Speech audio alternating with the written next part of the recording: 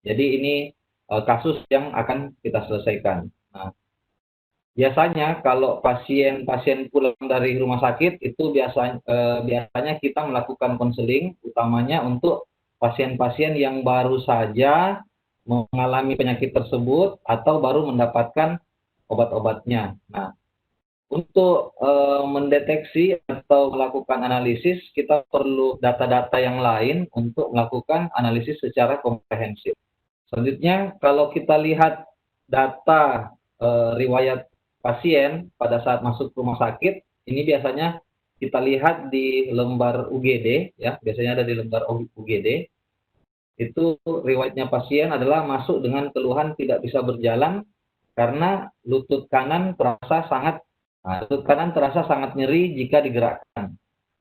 Kemudian perutnya terasa perih, BAB ya, darah pada BAB tidak ada, kemudian tidak demam. Kemudian aktivitas terakhir sebelum masuk rumah sakit yaitu jalan subuh dan menyiram tanaman. Ya. Kemudian, jadi ini Bapak pecinta tanaman ya. Kemudian nyeri sudah dirasakan sejak kurang lebih 1 minggu yang lalu, tetapi semakin memburuk. Nah, dari data ini dapat kita temukan bahwa ternyata pasien sudah mengalami nyeri selama kurang lebih 1 minggu yang lalu. Nah, sekarang masuk rumah sakit karena dia tidak bisa berjalan. Ya. Kemudian informasi tambahan lain adalah perut terasa perih. Kemudian pada rekonsiliasi obat pada saat pasien masuk, ya, yaitu pasien ternyata sudah menggunakan asam mefenamat, ya, dosisnya sampai 3 kali sehari dalam 1 minggu terakhir. Jadi di sini kita asumsikan bahwa asam mefenamat yang digunakan pasien itu digunakan untuk nyeri ini.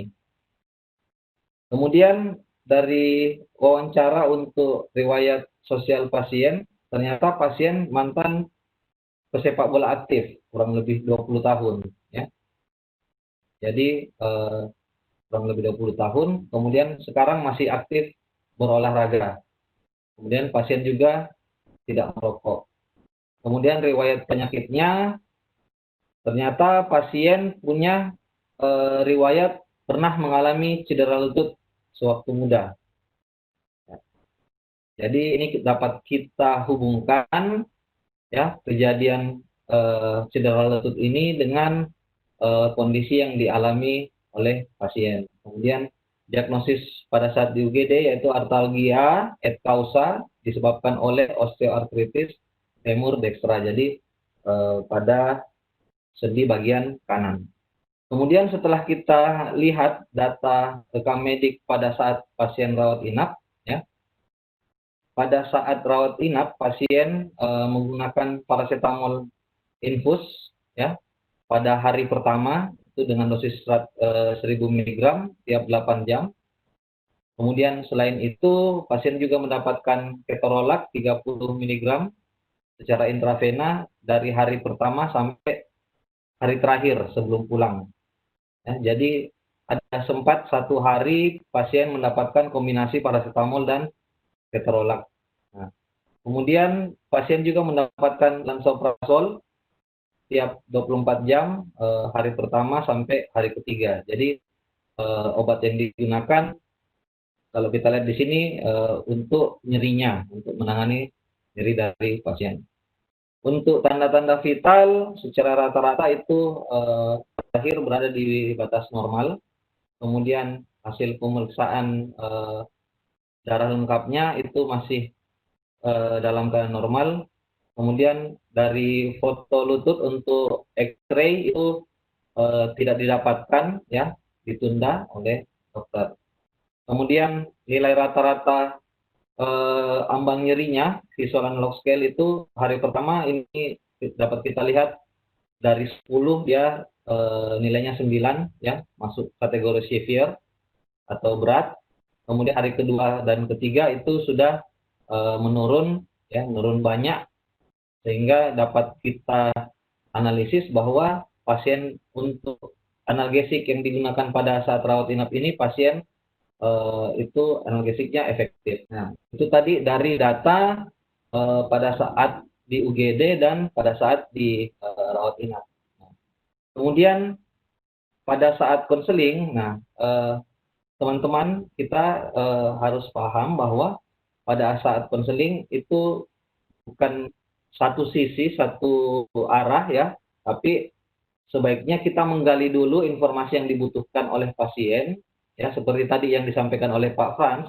Jadi yang paling penting di sini adalah apa sih kebutuhan dari pasien itu, sehingga kalau pasien bisa bekerja sama dengan kita, insya Allah itu tujuan dari pengobatan bisa tercapai secara optimal.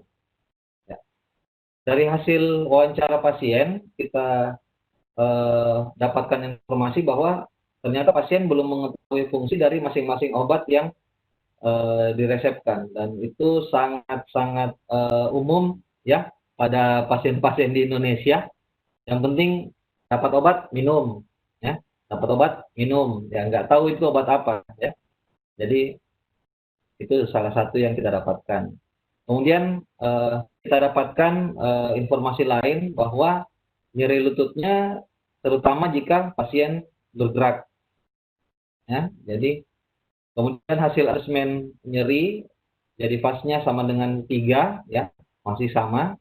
Artinya apa di sini? Jadi teman-teman sekalian, biasanya kalau di rumah sakit itu terjadi kesalahpahaman dari mindset teman-teman dan ditangkap salah juga oleh teman-teman dokter, di mana ketika kita melakukan seperti ini ya untuk asesmen nyeri, kadang mindset kita akan mengarah ke arah diagnosis, ya.